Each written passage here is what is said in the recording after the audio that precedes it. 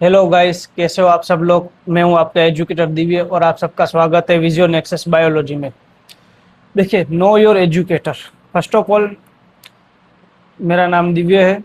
ठीक है, ये आप सब जानते हैं। मैंने नेट और गेट जैसी जो एग्ज़ाम्स है उन्हें मैंने क्वालिफाई किया है, जो कि नेशनल और स्टेट लेवल की एग्ज़ाम्स है। तो मुझे वो एक्सपीरियंस है कि मैं आपको एक नेशनल लेवल की एग्ज़ाम यानी कि नीट के लिए मैं आपको गाइडेंस दे सकूं। फिर मेरे नाम दो रिसर्च पेपर है जो मैंने पोस्ट ग्रेजुएशन के दौरान मैंने पब्लिश किए थे, उसके टाइटल यहाँ पे आपको प्रोवाइड किए गए हैं। और यहाँ पे जो जिस जर्नल में मैंने पब्लिश किए थे वो भी मैंने आपको यहाँ पे नाम दे दिए हैं। अगर आप इस रिसर्च पेपर के टाइटल को अगर आप गूगल में भी जाके देखेंगे तो वो आपको मिल जाएगी। ठीक है, आज हम बात करने वाले और आज का जो हमारा पार्ट होगा लेक्चर का, वो आखिरी होगा ब्रीथिंग वाला। जो हमारा चैप्टर टॉपिक है ह्यूमन फिजियोलॉजी का, उसका आखिरी थर्ड पार्ट है, ये देख लीजिए। तो आज हम बात करने वाले कि एक्सचेंज कैसे होगा, ट्रांसपोर्ट कैसे होगा और रेगुलेशन और डिसऑर्डर। ये चार टॉपिक पे आज हम बात करने वाले इस जो भी हमारा लेक्चर है उसमें। तो देखिए, यहाँ पे अगर हम बात करें तो जो कि एक्सचेंज की हम बात करने वाले हैं, लॉजिस्टिक नेटवर्क की बात करने वाले हैं कि लॉजिस्टिक यानी कि आरबीसी में, हीमोग्लोबिन में होने वाला है। कमांड सेंटर की कहाँ से ये कंट्रोल होने वाला है, जो भी हमारा रेस्पिरेशन है। और सिस्टम फेलर कि अगर कुछ फेले हो जाए तो हमारा पैथोलॉजी यानी कि हमारे कौन कौन सी डिसीज होने वाली है। जैसे कि मैंने आपको बात की थी कि जो हमारी ये सभी चीज़ें हैं वो प्रेशर पे ही डिपेंडेंट है, जो मैंने आपको पहले ही लेक्चर्स में बात की थी। तो आप देख लीजिए कि जो एटमॉस्फेरिक प्रेशर है वो 159 mmHg है, जो एल्वियोली प्रेशर से ज़्यादा है, इसलिए ये यहाँ पर हमारा ग्रेडियंट बनेगा। और यहाँ पे जो हमारा ऑक्सीजन है वो एटमॉस्फेयर से एल्वियोली में जाएगा। फिर वहाँ से जो ऑक्सीजनेटेड ब्लड है वहाँ पे जाने वाला है, क्योंकि उसका प्रेशर इससे भी कम है। ठीक है, जो आप यहाँ पे देख सकते हैं अगर हम बात करें तो। और दूसरी अगर हम बात करें तो जो टिश्यू है उसका प्रेशर उससे भी कम है, जो 40 mmHg है। मैं आपको यहाँ पे दिखाता हूँ, यहाँ पे 95 है, यहाँ पे 40 है। और यहीं अगर हम CO2 की बात करें तो ये भी सेम प्रेशर का जो कि हमारा प्रेशर ग्रेडियंट होगा उस पर ही डिपेंडेंट होगा। 45 जो mmHg है वहाँ से 45 mmHg यहाँ पे डिऑक्सीजनेटेड ब्लड में। फिर एल्वियोली में 40 mmHg है और वहाँ से जो एटमोस्फियर है वहाँ तो 0.3 mmHg है। तो जो प्रेशर ग्रेडियंट है उसी की तरह ये हमारे चीज़ें चलने वाली, और ये इंपोर्ट और एक्सपोर्ट की तरह ही चलने वाला है, जो मैंने आपको पहले लेक्चर में भी बताया था। यहाँ पे दूसरी कुछ चीज़ है ही नहीं। ये एक सिंपल टॉपिक है ब्रीथिंग वाला, कोई ज़्यादा यहाँ पे आपको सोचने समझने की या टेंशन लेने की ज़रूरत नहीं है। ठीक है, तो अगर हम बात करें कि देखिए सोल्यूबिलिटी एडवांटेज क्या है कि जो CO2 है वो 20 से 25 times higher than O2 solubility उसकी है हमारे यहाँ पे, जिसकी वजह से अगर यहाँ पे हाई ग्रेडियंट होगा तो मॉडरेट डिफ्यूजन होगा ऑक्सीजन का, लेकिन लो ग्रेडियंट में भी बहुत ज़्यादा डिफ्यूजन हो जाएगा CO2 का। जो कि एक आपको नोट करने वाली चीज़ें है, जो आपको कहीं कोई क्वेश्चन में आपको पूछ सकते हैं कहीं में भी, नीट में या इन फ्यूचर भी आप जब भी बात करें तब, कि भाई O2 और CO2 के डिफ्यूजन में डिफरेंस क्या है। कि अगर हाई ग्रेडियंट ऑक्सीजन का होगा तो किस तरीके से होगा, और अगर लो ग्रेडियंट आपका कार्बन डाइऑक्साइड का होगा तो भी वो किस तरीके से अपने आप को जो पे वो डिफ्यूज करने वाला है। तो ये चीज़ हमें याद रखनी होगी कि किस तरीके से इसमें आपको क्वेश्चन भी बन सकता है नीट में। अगर आपको सिंपल क्वेश्चन बनाने की चीज़ जो भी हमारा सिंगल लाइन वाला है तो वो यहाँ से बन सकता है। जो भी मैंने आपको बात की थी कि जो हमारा एल्वियोली है, ठीक है, वहाँ से जो हमारा ऑक्सीजन है, ऑक्सीजन की अगर हम बात करें तो वो पल्मोनरी वेन में जाने वाला है, डिफ्यूज होने वाला है। ये देखिए एल्वियोली से कैपिलरी, क्योंकि लंग्स में डायरेक्ट कभी भी ब्लड नहीं आएगा, वहाँ पे ऑक्सीजन और कार्बन डाइऑक्साइड ही आने वाला है। तो यहाँ से ये डिफ्यूज हो रहा है आरबीसी में, और यहाँ से CO2 यहाँ पे डिफ्यूज हो रहा है आरबीसी से एल्वियोली में। तो ये किस तरीके से होगी, thickness is much less than a millimetre, millimetre से भी कम थिकनेस होगी, जिसकी वजह से ये इजीली डिफ्यूज हो पाएंगे, जो कि एक प्रेशर ग्रेडियंट पे डिपेंडेंट रहेगा। ठीक है, ये जो है वो लंग में होगा एल्वियोली, और ये यहाँ से जो पल्मोनरी वेन आपके लंग के आसपास जो भी होगी लेयर में वहाँ पे होगा। ठीक है, देख लीजिए कि जो हमारा मैंने आपको परसेंटेज दिखाया कि जो ट्रांसपोर्टेड आरबीसी है वो 97% होगा आरबीसी से ऑक्सीजन का ट्रांसपोर्ट, और जो बाकी 3% होगा वो प्लाज्मा में होगा डिजोल्व। और अगर हम वही चीज़ कार्बन डाइऑक्साइड की बात करें तो वो सिर्फ 20 से 25% ही आरबीसी के थ्रू होगा, और बाकी 70% वो बाइकार्बोनेट के थ्रू होगा। क्योंकि हम लॉजिस्टिक की बात करें, लॉजिस्टिक क्यों यहाँ पे टर्म यूज किया है, क्योंकि मैंने फिर से मैं आपको बता रहा हूँ ये चीज़ एक इम्पोर्ट एक्सपोर्ट की तरह ही है, ब्रीथिंग वाली चीज़, और कुछ नहीं है यहाँ पे। और जो 7% होगा वो यहाँ पे डिजोल्व प्लाज्मा मेम्ब्रेन में होगा। देखिए यहाँ पे जो ऑक्सी हीमोग्लोबिन है उसमें, उसके लिए मैं आपको थोड़ा बता देता हूँ। देखिए जब भी हम बात करते हैं, थोड़ा मैं आपको बायोकेमिस्ट्री की बात करता हूँ कि यहाँ पे प्रोटीन होते हैं। एक प्रोटीन होगा आपका हीमोग्लोबिन, ठीक है, और हीमोग्लोबिन, और दूसरा होगा आपका मायोग्लोबिन। हीमोग्लोबिन का काम है जो ऑक्सीजन होगा उसका ट्रांसफर करना, जो कि आरबीसी में प्रेजेंट है, लोकेशन आरबीसी। और जो मायोग्लोबिन होगा उसका काम होगा ऑक्सीजन का जो भी होगा स्टोर करने का, जो कि प्रेजेंट होगा आपके मसल्स में। तो ये दोनों अलग प्रोटीन, ये दोनों हीमोग्लोबिन और जो भी मायोग्लोबिन है वो दोनों प्रोटीन ही है कि इनका काम क्या है, हीमोग्लोबिन का ट्रांसफर करना, मायोग्लोबिन का स्टोर करना। हीमोग्लोबिन होता है आरबीसी, और हीमोग्लोबिन की वजह से ही जो आरबीसी है, रेड ब्लड सेल, वो रेड होते हैं कलर में। हीमोग्लोबिन का कलर रेड होता है, इसकी वजह से ही आरबीसी यानी कि रेड ब्लड सेल जो हम कहते हैं वो सेल इसलिए रेड होते हैं। जबकि डब्ल्यूबीसी यानी कि व्हाइट ब्लड सेल व्हाइट ही कलर के होते, किसी और कलर के नहीं होते, ठीक है। व्हाइट होते इसलिए किसी के और कलर के नहीं होते। अगर हम मायोग्लोबिन की बात करें तो वो मसल्स में होते। तो ये दोनों चीज़ आपको याद रखनी, कंफ्यूज नहीं होना है। कई बार आपको क्वेश्चन में कंफ्यूज करने के लिए हीमोग्लोबिन और मायोग्लोबिन दोनों दे सकते हैं कि भाई कौन सी चीज़ कहाँ पे बन रही है। देखिए यहाँ पे जो हीमोग्लोबिन होगा वो 4 ऑक्सीजन को एक साथ ले पाएगा, एक साथ वो 4 ऑक्सीजन को ही कैरी कर पाएगा, ठीक है, 4O2 को। और वहीं CO2 को भी वही चीज़ होगी जो हीमोग्लोबिन है उसमें। तो reversible and primary determined by the O2, जो भी मैंने आपको बताया। और इसके जो सेंटर में आयरन होगा यहाँ पे Fe होगा प्रेजेंट, ठीक है। इसकी बात करें डिसोसिएशन कर्व की, जो डिसोसिएशन कर्व जनरली आपको लेफ्ट साइड ज़्यादा देखने को मिलेगा, बल्कि जहाँ पे एसोसिएशन कर्व होगा वो आपको राइट साइड को देखने को मिलेगा। नीचे मैंने डायग्राम आपको दिया हुआ, ये देखिए। यहाँ पर अगर आप देख सकते हैं तो जो ऑक्सीजन का प्रेशर है वो 100 mmHg है, ठीक है, यहाँ पे आपको देख सकते हैं। और यहाँ पे ऑक्सीजन का प्रेशर कम है।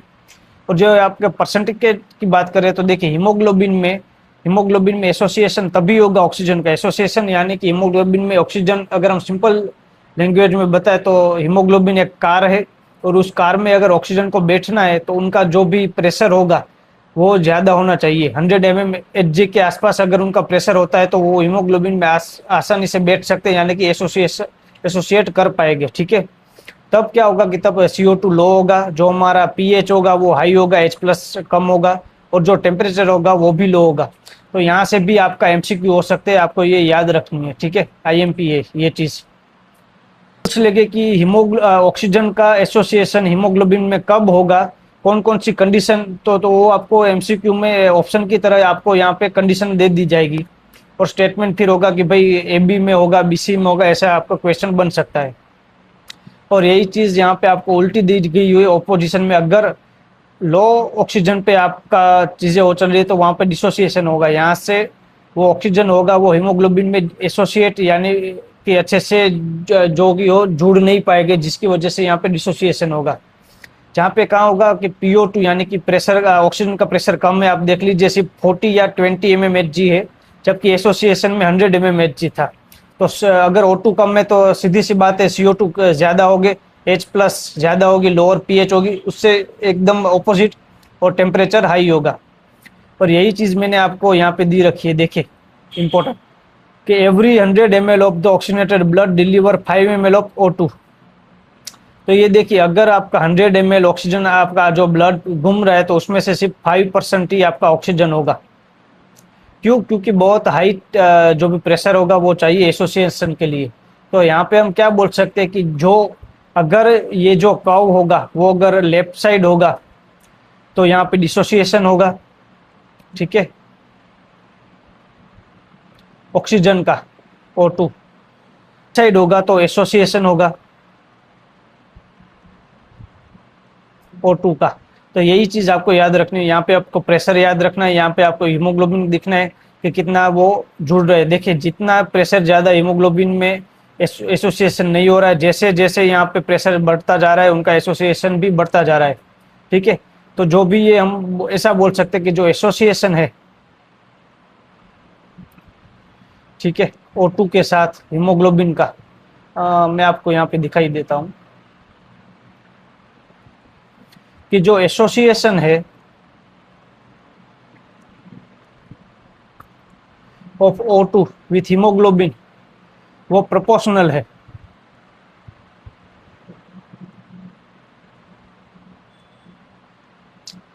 ठीक है, विथ हाई प्रेशर।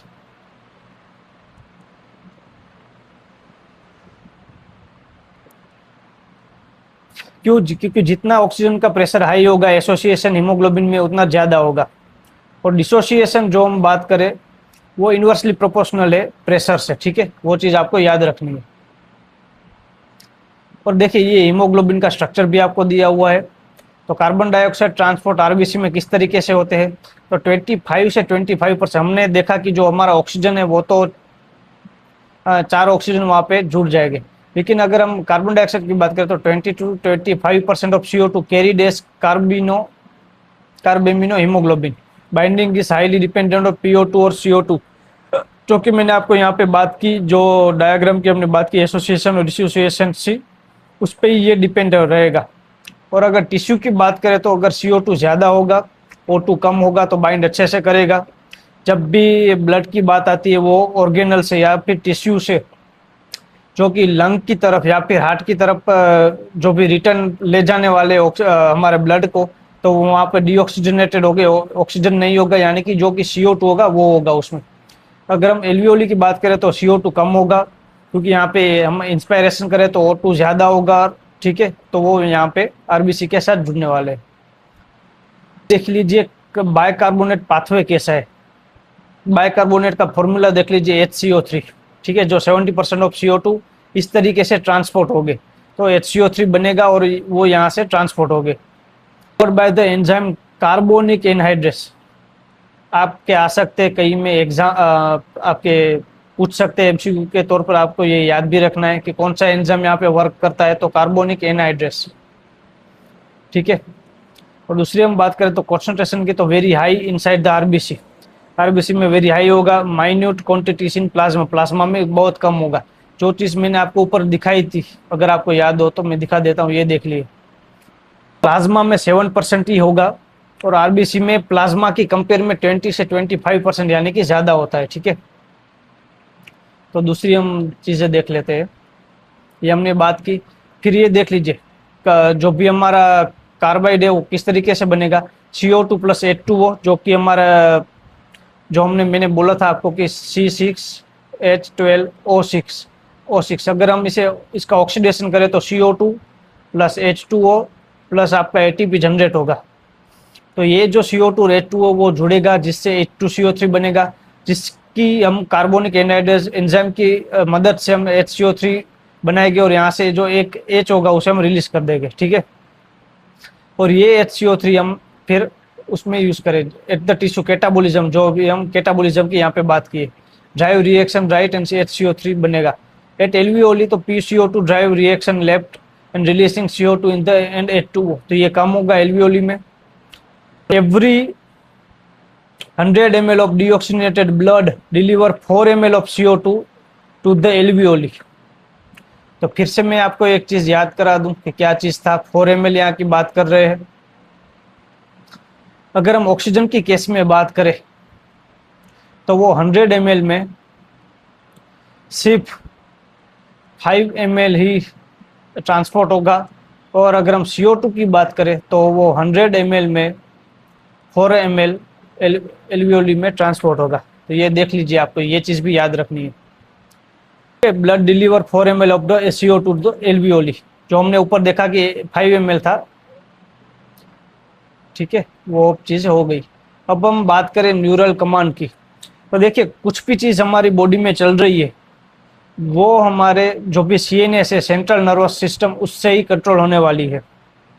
तो ये भी किस तरीके से कंट्रोल होगी कि दो जगह से कंट्रोल होगी। एक जो न्यूमोटॉक्सिक सेंटर है पोन्स में, जो आपको यहाँ पे दिख रहा है, दे रहा है उसका लोकेशन, और दूसरी रेस्पिरेटरी रिदम सेंटर जो मेडुला में प्रेजेंट होता है। Primary responsible for the regulating of respiratory rhythm, primary responsible है मेडुला वाला। और जो पोन्स में होगा न्यूमोटॉक्सिक सेंटर, वो moderate rhythm, moderate the rhythm centre, moderate उसे करेगा, उसे मेंटेन करेगा, can reduce the duration of the inspiration alter respiratory system. ठीक है, उसे हम यहाँ पे डिटेल में समझते हैं। फिजिकल रेगुलेशन की अगर हम बात करें, उससे पहले हम एक चीज में आपको बता दूं कि ये चीज आप पढ़ लीजिए सबसे पहले, दूसरी चीज हम बाद में बात करेंगे। ऑक्सीजन पैराडॉक्स क्या है? The role of oxygen in regulating respiratory rhythm is quite insignificant. Insignificant का मतलब क्या है? सिग्निफिकेंट मतलब इंपॉर्टेंट, इनसिग्निफिकेंट यानी कि इंपॉर्टेंट नहीं है। यहाँ पर जो भी रेगुलेशन की बात हो रही है वहां पर ऑक्सीजन का कोई रोल ही नहीं है, ये चीज आपको याद रखनी है। ऑक्सीजन का यहाँ पे कोई भी रोल नहीं है, ये चीज आपको हमेशा याद रखनी है। इस लाइन को आपको भूलना नहीं है, ये आईएमपी है जिसे हम ऑक्सीजन पैराडॉक्स कहते हैं। हम अगर केमो सेंसिटिव एरिया की बात करें, किस तरीके से हम रेगुलेट करते हैं, adjacent to the rhythm sector के पास में होता है, और high sensitive to increase in CO2 and H+। यहाँ पे कार्बन डाइऑक्साइड की जो भी रेशियो है या फिर जो भी अमाउंट है वॉल्यूम में, उस पर डिपेंडेंट रहेगा, और H+ का वॉल्यूम, क्योंकि हमें पता है कि CO2 और H+ का वॉल्यूम साथ में रहेगा, वो मतलब सही तरीके से रहेगा। जब हमने ग्राफ की बात की थी तब हमने देखा था कि जब O2 का एसोसिएशन होता है तब CO2 कम होगा, H+ कम होगा, pH हाई होगी, और जो भी चीज़ें हैं वो दूसरी चलेगी। तो CO2 और अगर H+ इंक्रीज हो रहा है तो वो हाईली सेंसिटिव है रिदम सेंटर में। और अगर पेरिफेरल रिसेप्टर की हम बात करें तो located in the aortic arch and the carotid artery में। जो भी हम हार्ट की हम बात करते हैं, हम बात करने वाले, ये देख लीजिए, ये जो चीज़ें हैं उसकी हम यहाँ पे बात करने वाले। Recognise the CO2 and H+ changes and send signal to the rhythm. यहाँ पे वो रिकॉग्नाइज करेगी कि भाई CO2 कितना है, H+ कितना है। अगर वो हाई होगा तो वो यहाँ से डायरेक्ट सिग्नल भेजेगी मेडुला को, जिससे वो उस रिदम को कंट्रोल करेगी या उस चीज़ को कंट्रोल करने वाली है। ठीक है, तो ये चीज़ बात थी हमारे रेगुलेटर की कि रेगुलेट हम किस तरीके से कर रहे हैं। और अब हम बात करने वाले डिसऑर्डर की। तो सिस्टम फेलियर की बात करें, देखिए अस्थमा क्यों होता है? Inflation in of the bronchi and bronchioles. Bronchi और ब्रोंचियोल्स दो की ट्रेचियल से हमारे लंग्स में आएगी, जो ब्रांचेस वहाँ पे बनेगी, ट्री की तरह हमें दिख रहे थे, हम देख रहे थे, उस चीज़ को हम ब्रोंची और ब्रोंचियोल्स कहते हैं। वहाँ पे इन्फ्लेशन होगा यानी कि दर्द होगा, और difficulty in breathing causing the distinctive wheezing. तो ये देख लीजिए नॉर्मल ब्रोंचियोल्स कैसी होती है और अस्थमेटिक ब्रोंचियोल्स कैसी होती है, दोनों के आप में जो चीज़ें उसमें दिखाई दे। यहाँ पे जो आपका एरिया है जहाँ से ऑक्सीजन आपको मिलने वाला है या फिर CO2 बाहर निकलने वाला है, वो जो भी एरिया है वो ज़्यादा बड़ा है, जबकि यहाँ पे ये देखिए ये सिर्फ कॉन्ट्रैक्ट हो रहा है। ठीक है, तो ये चीज़ आपको चलनी है, ये कॉन्ट्रैक्ट मतलब श्रिंक हो जा रहा है क्योंकि, और यहाँ पे इन्फ्लेशन हो रही है, तो ये चीज़ अस्थमा में होती है। और आपको जो भी सांस लेने में आने, आपको इंस्पायरेशन और एक्सपायरेशन में आपको दिक्कत होगी, आप इतनी इजीली या स्मूथली वो चीज़ नहीं कर पाएंगे। दूसरी मैंने इसकी बात की थी, तब मैंने आपको बताया था कि भाई आप एल्वियोली का जो स्ट्रक्चर है वो याद रखिएगा कि जो थिन वॉल है, और जो भी मैंने आपको स्ट्रक्चर बताया था पहले कि शायद सेकंड लेक्चर में वो था, सेकंड या फर्स्ट लेक्चर में था। ठीक है, वो मैंने तब आपको बताया था कि जब हम डिसऑर्डर की बात करेंगे, डिसीज की बात करें, तो तब वो स्ट्रक्चर आपको याद रखना होगा।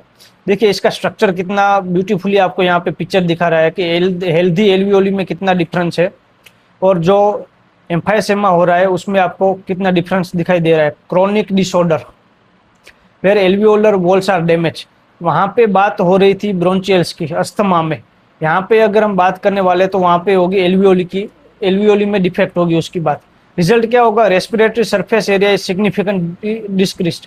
क्यों यहाँ पे डिक्रीज हो रहा है? रेस्पिरेटरी सरफेस जो कि सरफेस एरिया है वो, यहाँ से ही हमें पता है कि जो पल्मोनरी वेन्स या फिर पल्मोनरी आर्टरी है, वहाँ से ही आपका जो डिफ्यूजन होने वाला है ऑक्सीजन का और CO2 का वो होने वाला है।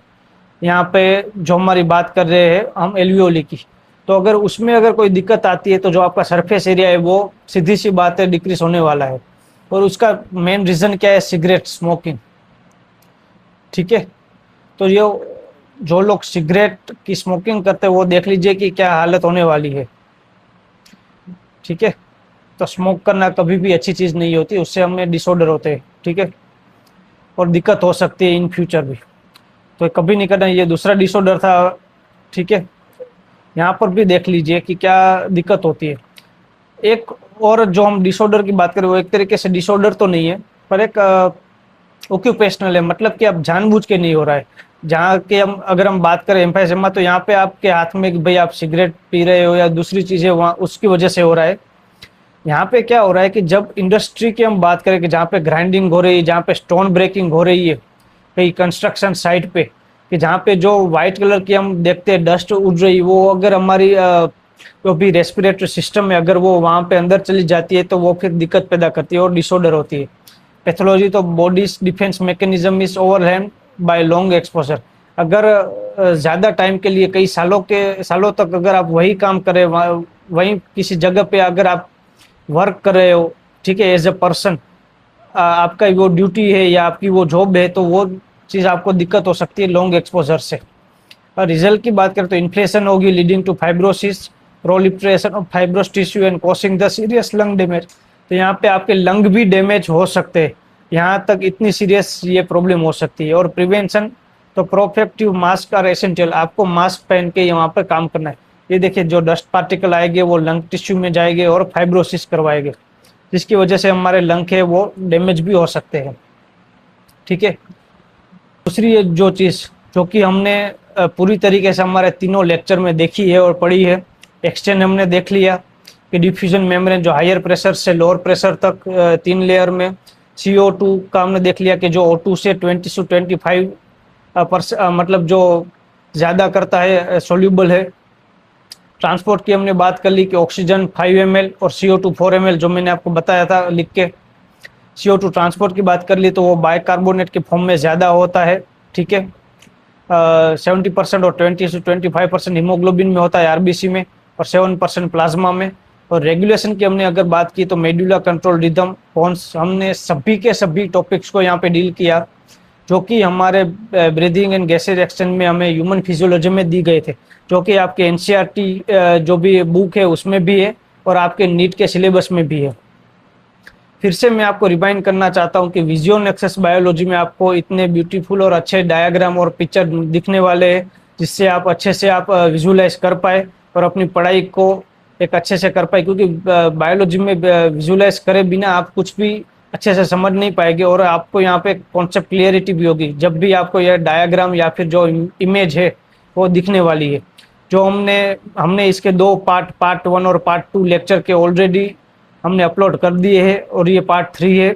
इसके बाद हम बात करने वाले जो भी दूसरे ह्यूमन फिजियोलॉजिस्ट के टॉपिक हो गए, जो हार्ट पे हो गए, जो ब्लड सर्कुलेशन होगा, किडनी होगा, डाइजेस्टिव सिस्टम होगा, न्यूरॉन सिस्टम होगा, उस सभी पे हम लेक्चर लाने वाले हैं।